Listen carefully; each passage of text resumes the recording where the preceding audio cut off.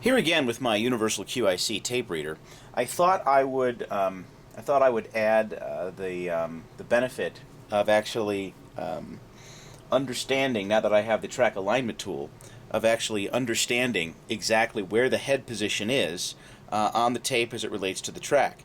Now, I've been using a logic analyzer, which is great for capture and in looking at later, but it doesn't display the intensity of the data pulses live. And what I want to do is, let's say the track is, how do I explain this? There we go. Just looking at it from the side. Let's say the width of this tape is one track of magnetic flux transitions on the tape. Okay. So now let's say that my fingers are the head, and I want to know just exactly where the head is aligned in the middle, top, middle, or bottom of the track. And I'm going to want to, in order to get a good read on this, I'm going to want to move it, not just have it necessarily dead in the center, although I will want to know exactly when I have it dead in the center, but I'll want to move it up slightly to the edge and down some, and then take a range of samples at various positions along the entire width of the track. And of course, the wider the track of magnetic data pulses is, the wider of a range we have there. But in order to tell where you are live, I need to use my Rygold DS1054 oscilloscope.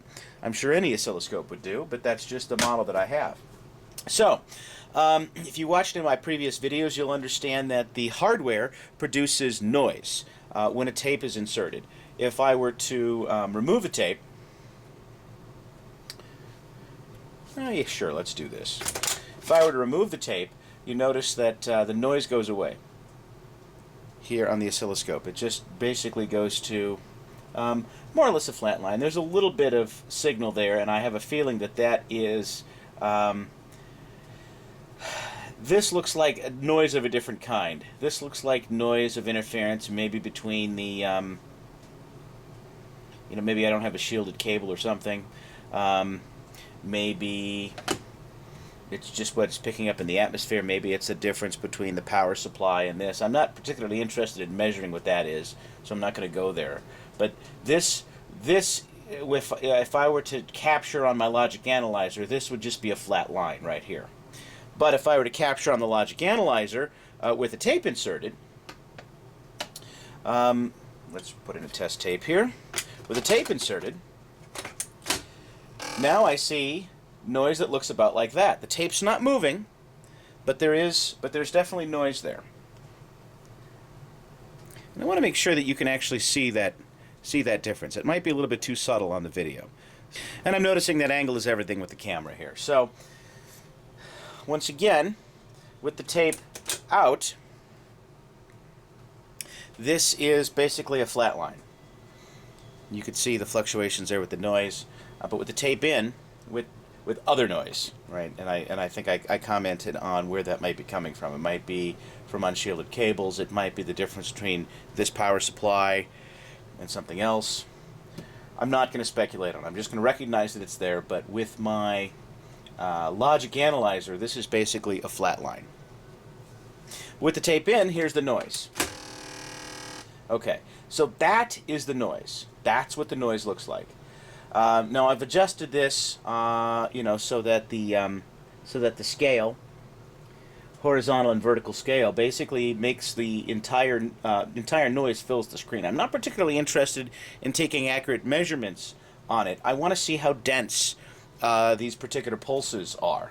So right now this would be a sparse pulse, and maybe to make it even look more sparse, I can change the scale out some. Yeah, so if I move the scale out, the horizontal scale out, that looks pretty sparse. That's what that looks like. So we'll try that right about there. That's about where I like that, because it allows me to see density. Now, there is one file on this tape, and we should actually see the preamble, the file, and the postamble preamble between blocks, and then we'll see past the end of the file. So let's initialize the tape, and we don't we'll see it go back and forth into in and out of the data area. So watch that here while we initialize. See that? Okay, now let's go in. Let's start reading the tape, and we can see right where the data begins. There, that's definitely data. And as the shape changes, I think, and that's it. We've just gone past the data. As the shape changes, I think you see it go from preamble postamble, which is that very dense magnetic flux transitions, to varying flux transitions, which are the data pulses. So you actually saw that. I'm going to run that here in reverse so that you can see that again, because I want to make that very evident how that looks. Here it is in reverse. We're going to go backwards.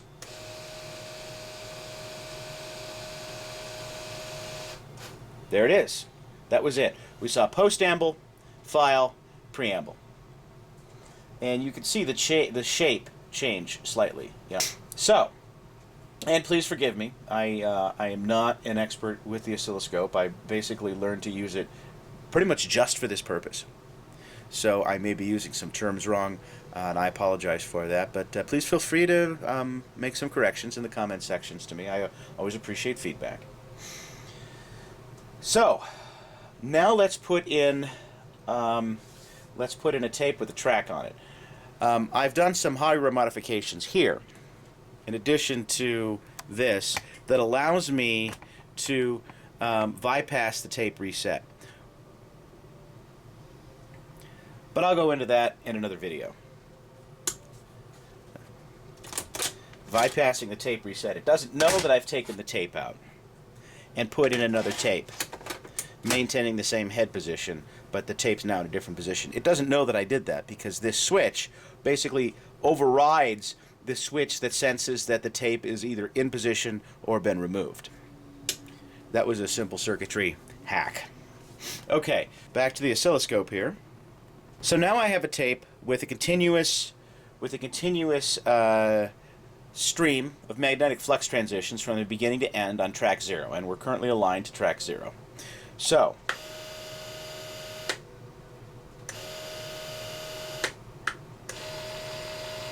we see that. We definitely see the difference of the data there. Now, I fully expect, you know, as the tape starts moving forward, you see that density, and we're basically seeing very fast. I know that the blocks are going by very, very fast, so we really can't see the change in density too obviously.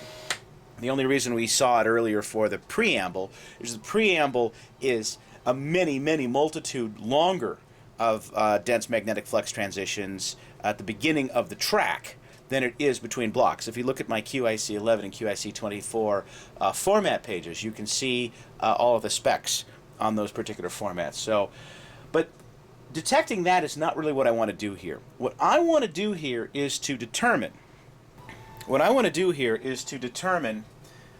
how far above or below the track I am using this manual adjustment meter. And we're actually going to do that while the tape is in motion. So let's try that now. And we're starting at basically the logical center of track 0. That is where the tape drive logically puts it. It says this is where track 0 should be. This is where the hardware that adjusts the head has placed it. So it's in its default, that's the word I want to use, it's in its default position. So let's see where that default position is relative to the actual track that's on the tape. Is it right in the middle? Is it a little bit high? Is it a little bit low? Basically, we're going to determine how many turns of this knob to the upward position it takes to actually get out of the magnetic flux transition range. And then we're going to go back the other way. We're going to recenter it into the middle, and then we're going to go down. to see how many turns down it takes also to get out of the magnetic flux transition area of the track. So let's start by going up. Now, I know for a fact that the tape that I'm testing on right now is a QIC 24 format. It's a 9-track QIC 24 format, so I expect these tracks to be fairly thin. They're actually the width that I believe that this model of tape drive was designed to both write and read. This tape drive did not write the tracks, but another QIC 24 compatible one did, a 9-track. This is now, I think if you watch my videos, you'll see that this tape drive is agnostic of format, but it isn't agnostic of track. It positions the heads according to pre-selected track positions. That's why I need the manual track adjuster in case the track's positions of the hardware don't line up with where they really are on the tape.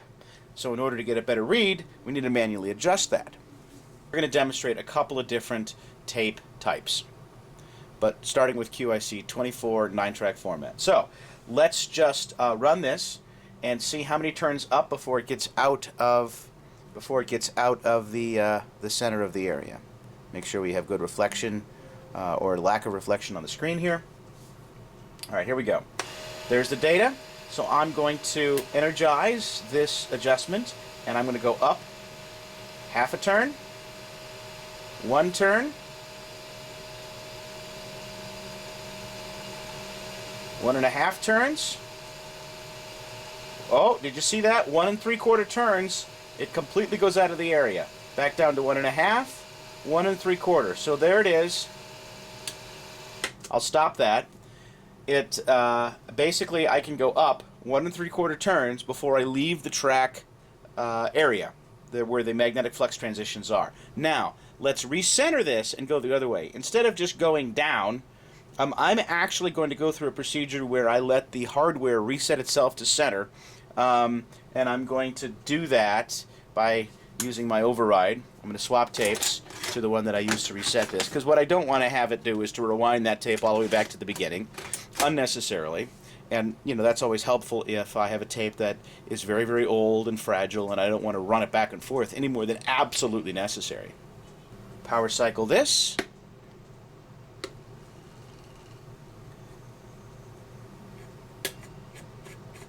I actually got it stuck. I'm going to unstick it.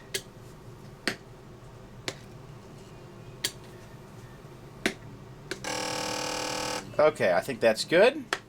We'll initialize the tape.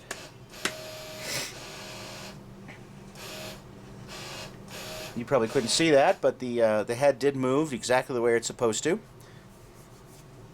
So now, I'm going to remove this tape. It's not going to know that I removed it because I overrode the switch. And I'm going to put in this tape right back where it was. So now I'm right back in the center, where the hardware wants to center the head.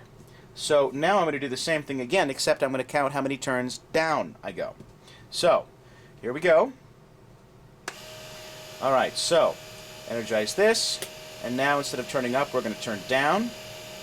Half turn, 1 turn, 1.5 turns, 1 3/4 turns. Oh, just right almost at 2 turns, just shy of 2 turns. You see that right there? We're right at that edge. It kind of fluctuates there. So now we have an understanding that we're fairly close to the center. And this is now very good to know how far of a range I can go from where it wants to put the track, the hardware wants to put the track, how far up or down I can go and still be within the magnetic flux transition range.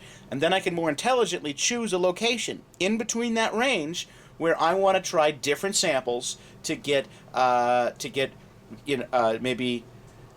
maybe try to get a better read for a bad block or a couple of bad blocks or a whole bad section. Because maybe if you move it ever so slightly, you might get a good read where right when it's positioned you don't. So this is some of the experiments that I'm going to be doing. Now, I actually want to see what what another format looks like. So this is the first time for me seeing this, what another format looks like. So I'm going to take out this QIC 24 format tape. Oh, I'm going to use the same procedure. I'm going to reset this back to center.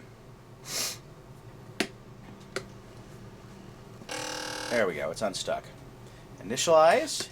So it's going to go back to center, logical track 0, according to the hardware. Okay, now, logical track 0. I actually want to read track 5.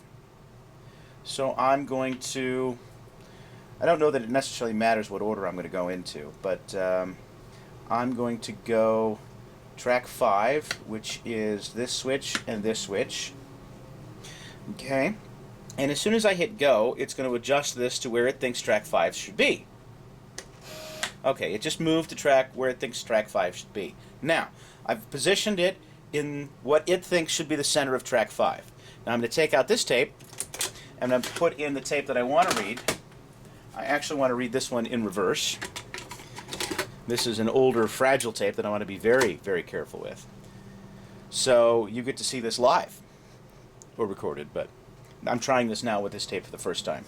So, I'll try this in reverse, and let's see what this format looks like. This format is not a continuous line of continuous data pulses from the beginning of the track to the end of the track, or the beginning of the data write area to the end, as it is with QIC 11. With QIC 11, there's no breaks.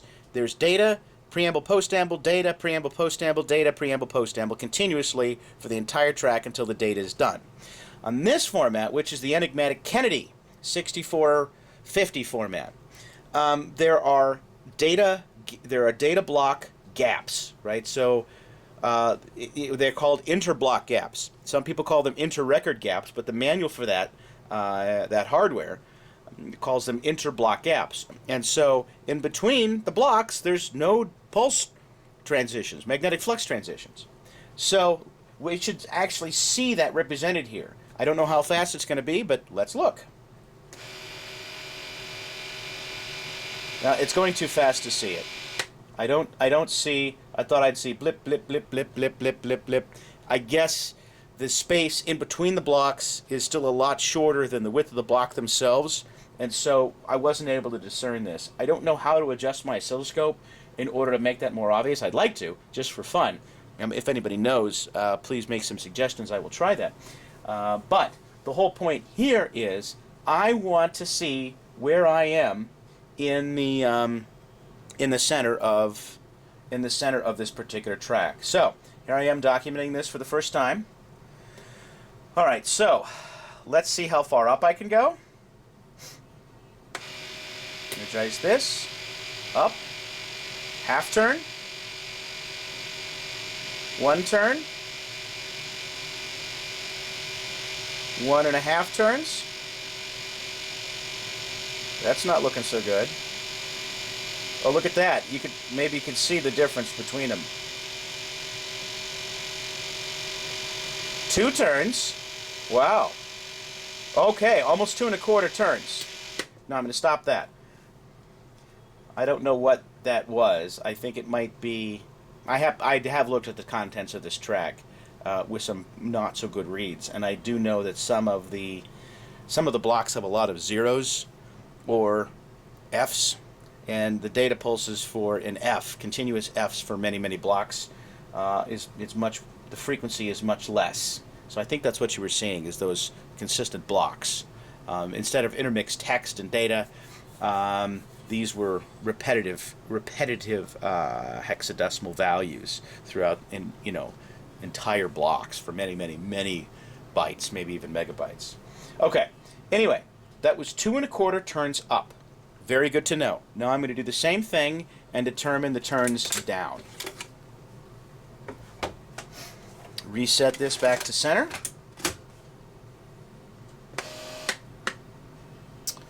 I guess I'll do that.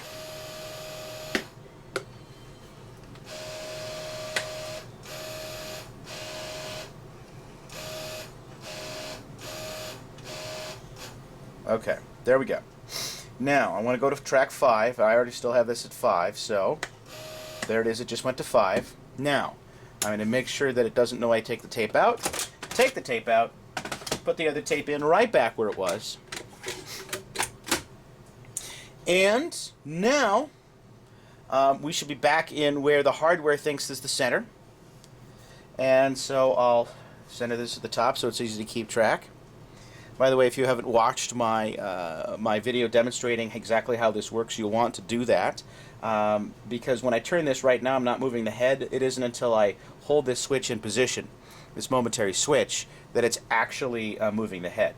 So I'm free to move this knob to realign it to wherever I want without moving the head before I push the switch in either direction. That's just how I wired it. For more on that, watch that particular video. Now, let's check. I believe I checked the turns up. Let's check the turns down. So, here we go. Right in the middle. Turns down. Half a turn down. One turn down. Half a turn down. 2 turns down, still looks strong. Quarter. 2.5 turns down. 3 turns down. There it is, 3 1/4 turns down. That is a wide, wide track. Now, and I ran out of space. I would expect that to be the case. The tape actually went to the end, so we'll go the other direction here in a second. I would expect that to be the case, that because this is a 4-track format where I would expect the tracks to be wider on an older tape system than QIC 11, QIC 24, or not this 9-track format. It's an older 4-track format. Again, I believe it was written by the Kennedy 6450 tape model. Not sure, but look at my page for that particular data format. That's the evidence that I have to base on the hardware I think this was written by. But the point is, the tracks are wider on the 4-track format than they are in the 9-track format. And so I would expect there to be more turns in either direction that I would have to go. So that just means more opportunity for fine adjustment and more fun. Okay. Anyway, so that was, it looked like at about 3 turns. So I'm straight up here at about 3 turns. Let's go back, check that again. Yes. Right there, 3 turns. That's where I come across the edge. So now I know where I am as far as center. How far high I am or how far low I am according to the number of turns on this, because I was able to see the result here live. And one additional item, I've created this chart and various tables that help me understand exactly how to document exactly where the track is, exactly where the head in its default position on the track really is within the center of the track, up or down. So here on this particular tape, track 0, 3, 5, and 8, I've just documented how many turns up and how many turns down. Found something curious as I experimented further. At the beginning of the tape, it seems that the number of turns up or down actually changed versus the end of the tape. So the track for the full width of the tape might be a different width at the beginning than at the end. I cannot explain why, but that's exactly what happened on this tape, which means it's very important to know and understand that if I was going to get a good read on that. So just running these calculations here, I think I figured out that at least with this Kennedy 6450 format, the width of the track is about 5 turns on the dial. So with that, I created this chart here that shows me tracks 0, 3, 5, and 8. Remember, it's a 4-track system.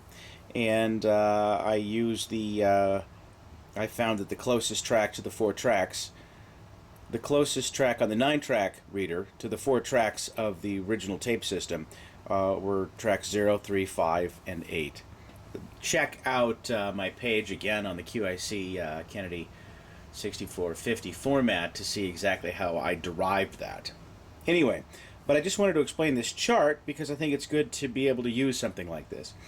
So I decided that I want to actually measure the number of turns of my dial in quarter turns.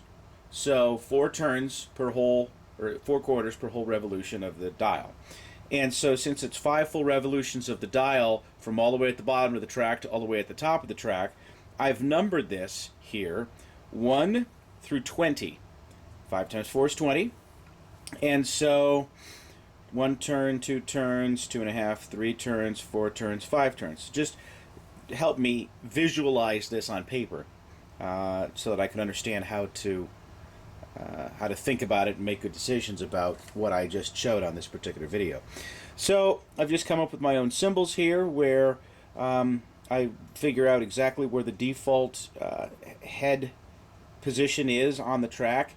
Pretty close to center, but not exactly. For example, here on track 5, it's about half a turn above the middle, right? Because there wasn't as many turns to go up as there was to go down. Whereas with track 8, it was right on the middle. So here, on this side of the scale, on this side I wrote another scale where I just said this is 0 turns, that's half a turn up, 1 turn up, 1.5 turns up, 2 turns up. Same going down, 0 no turns of the dial going down, half turn down, 1 turn down, 1.5 turns down, 2 turns down. So I decided that I wanted to just to get even samples across the entire track. I wanted to take readings at 3/4 of a turn, increments of 3/4 of a turn. I could do more than that if I wanted to, but at least for this particular experiment, I just did this.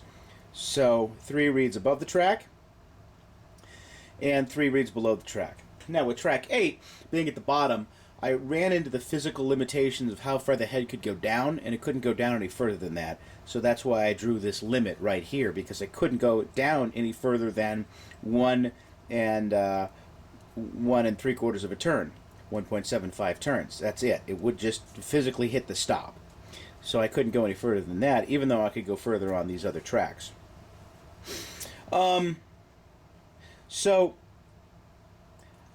that I found worked extremely well, and I ended up with 1 or 2 track positions that gave me very good reads on the tape. And in situations where I didn't get a good read at the beginning of the tape, let's say in this position here at 1.5 turns up, ironically, towards the end of the tape, I got a very good read towards the end of the tape here at like 0.75 turns down.